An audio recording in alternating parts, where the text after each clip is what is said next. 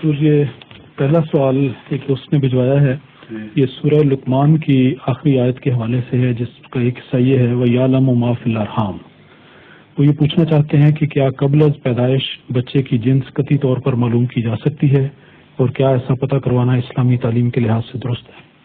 ہاں کی جا سکتی ہے اور درست بھی ہے، کوئی نقص نہیں ہے۔ کیوں خیال آیا آخر آیت کے حوالے سے؟ تو یہ کچھ نہیں، اس پر کوئی بھی منفی یا مثبت اثر نہیں پڑ رہا۔ جو 5 باتیں ذکر کی گئی ہیں ان کے بارے میں 5 باتیں ذکر کی گئی ہیں، مگر سوال یہ ہے کہ ان 5 باتوں میں غیب کے علم کی بات کا ہے کہ ان باتوں کو سوا خدا کے سوا اور کوئی نہیں جانتا؟ پڑھیں آیت۔ اصل جو نقطے کی بات ہے وہ تو کی نہیں گئی۔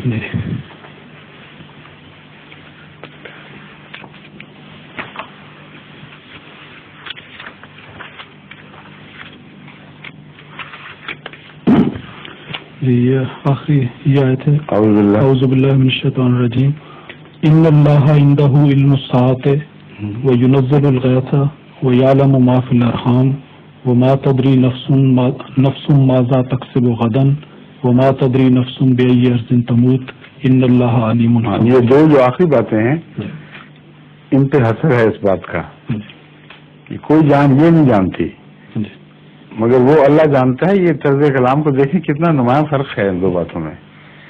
پہلی بات میں یہ دعویٰ ترجمہ پڑھ دینا پھر میں بتاؤں گا۔ ہاں، اس کا ترجمہ یہ کیا گیا، قیامت یا کسی قوم کے آخری فیصلے کا علم اللہ ہی کو ہے اور وہی بارش نازل کرتا ہے۔ اصل عربی پڑھیں۔ ان اللہ عندہ علم الساعۃ، ترجمہ انما کا کر دیا گیا ہے، حالانکہ وہاں انا ہے صرف۔ جی،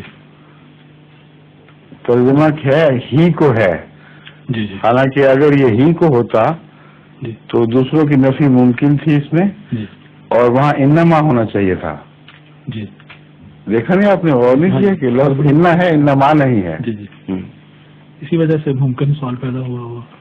ممکن ہے ترجمے سے سوال پیدا ہوگی۔ ٹھیک ہے، ہاں۔ قیامت یا کسی قوم کے آخری فیصلے کا علم اللہ کو ہے اور وہی بارش نازل کرتا ہے، بالکل، اور رحموں میں بھی جو کچھ ہے اسے جانتا ہے۔ اب دیکھیں بارش کا علم ہو جاتا ہے کہ نہیں آپ کو؟ پہلے تو اس پہ کیوں نہیں اعتراض ہوا؟ آئے دن پیشگوئیاں دیکھتے ہیں اور پوری بھی ہوتی رہتی ہیں۔ تو یہ خدا تعالیٰ نے پہلی 3 باتیں الگ طرح سے بیان فرمائی ہیں، دوسری 2 باتیں الگ طرح سے بیان پڑھیں۔ اور کوئی شخص نہیں جانتا کہ کل وہ کیا عمل کرے گا، اور نہ کوئی شخص جانتا ہے کہ وہ کس زمین میں مرے گا۔ بالکل ٹھیک ہے، اللہ ہی یقیناً جاننے والا اور خبر رکھنے والا ہے۔ یہ 2 باتیں ایسی ہیں جن کے متعلق کوئی سائنٹیفک ذریعہ نہیں ہے قطعی پیشگوئی کا۔